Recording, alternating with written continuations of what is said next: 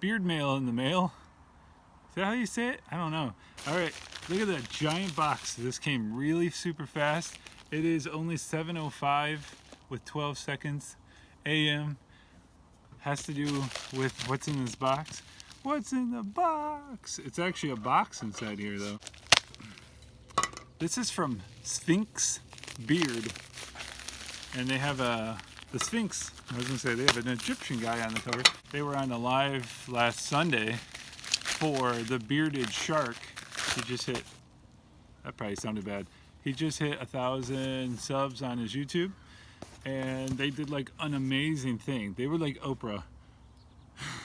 But Oprah, way cooler than Oprah. But they were like, everybody in here, get over to our message and tell us you want a mug. And you basically got one. They gave out a ton of mugs. It's just like the coolest thing I've seen in a while. And these aren't just your average size coffee mugs. The only thing I love more than a good beard is a good cup of coffee. And this looks like maybe the biggest cup of coffee I've ever seen. Oh, look at that. It is, I'm a giant by the way, almost 7 feet. So kind of a little hard to, there's my knife. Look at that. Oh my gosh, that is really sweet. Matte black, which is, if you're gonna make something, make it in matte. It just feels better on your fingers. It doesn't throw off light. A matte black is a darker black because otherwise light would bounce off there, voiding the whole darkness. But the inside is black gloss, which is just what you want because it's easier to clean. That's pretty cool. Check this out. When beard has history. And then there's Sphinx logo. I'm just seeing it real good up close. It's got a beard. Yeah, that's nice too. You want all your fingers to fit? These all do. You can literally fist it. I'm gonna show you how I make a good cup of coffee in the morning for the cheap. I gotta try out this company though, Sphinx. I hear they've got some nice smells. They've got one called Smolder. And picking a good name is like half of it because I'm intrigued now. Smolder. I think of like a dragon just lit a town on fire. The next day it's smoldering. This has a good, how letters look, how it like flows out of your mouth. Smolder. It just, you gotta have, all that stuff matters. So we are going to see how I make a really cheap cup of coffee and I don't have to go anywhere. I could make it for about the amount of time it takes me to get in the car and drive anywhere, and I could make this and still be in my PJs at home. So yeah, man, we're killing it today. No crazy bright sun. Let's take a look. And I probably have to clean out my coffee apparatus, but let's see. Look at that. The sun is probably around there still. It's got to get over the top of those trees. So check out the fort. I painted the legs. You guys are like, I don't care. All right, let's see. Let's see how I make some coffee. This is a sweet cup, something like 16 ounces. That's you can get a full dose. You don't have to keep getting up out of your seat to fill that cup up. You fill it up once and you're good. Actually, it's probably gonna match perfect with the press pot I have. What's a press pot? Come on, let's go take a look. Just ignore the baby wipes. They're fun, you can wipe fingers with them. All right, so normally, this is how I make coffee in the work week with this rusty, cheap, probably cost 10 bucks. Very cheap and still works, still gets the job done. I use fresh beans, well, I use fresh ground beans.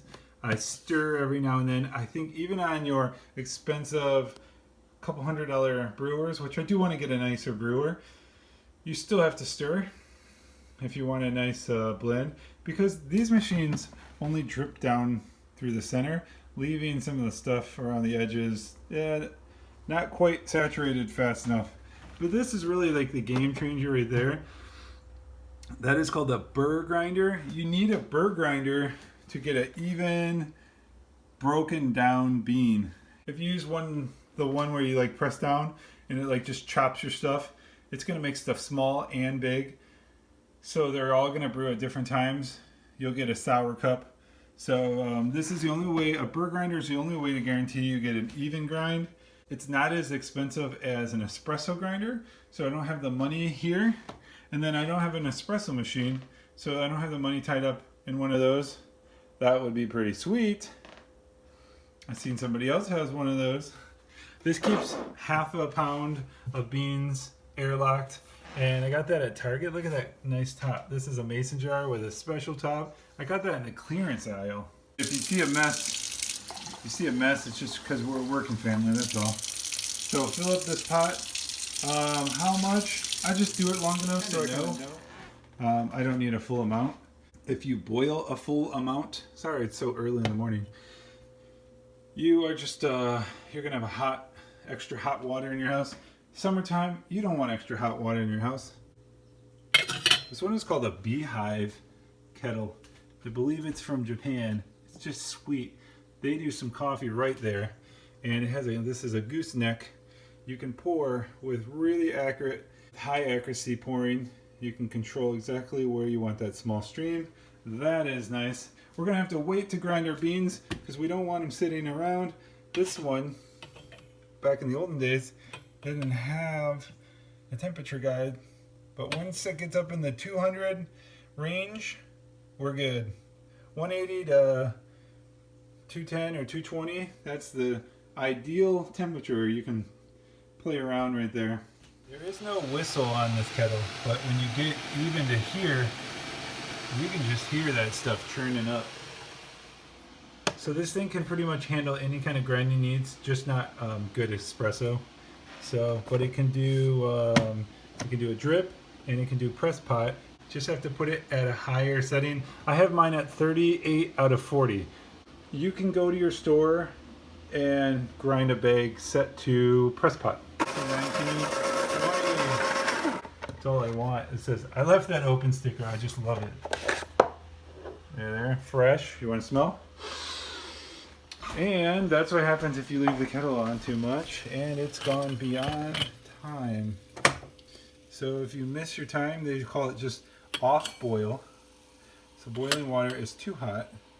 All right, I picked up a large one, a 2-cupper, a 2-person server for I think less than 20 bucks at Walmart, maybe 15.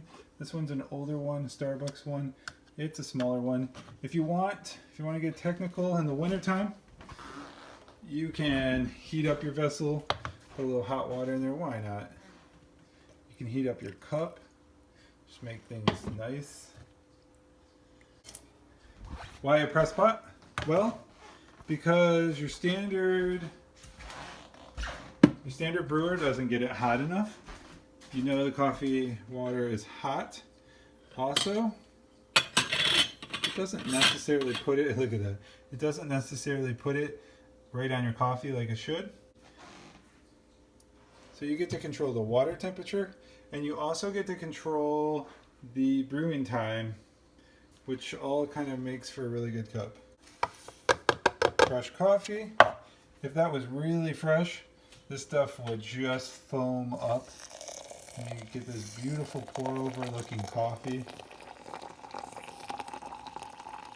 If I wasn't holding a camera, I'd try to get all those grounds wet. I'm going to get them soaked in here. They have the whole vessel to just kind of hang out. Coffee floats and tea sinks. So after a while, the coffee will start to sink a little. Set our timer. What am I doing? Set timer for 4 minutes. 4 minutes, starting now. Oh.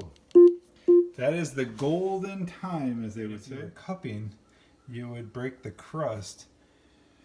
It's only been a couple seconds in. I just can't wait. I like to put the top on to keep this thing warm, but when you break the crust, this is what you get. It looks beautiful. Smells good too. And I like to just add a little bit of cream with my cup. This is what we do. You just want to press it slow from what I hear. Press it slow. So what it does, you have the right temperature, but a press pot is different than all the other forms of coffee brewing. It filters with a screen, so it leaves all the oils in the cup, or at least the most amount of oils in the cup. Otherwise, a paper filter would suck up your oils. They say it leaves a little bit of a soot at the bottom. You know what? I don't mind it. I like a thick, rich, full-bodied cup, and that silt, if you grind right, you'll get very minimal, and you can just leave the last sip in the cup. Right. Ain't that a thing of beauty? And if you do it right in the sunlight, get that. Look at that color though. The cup of good color.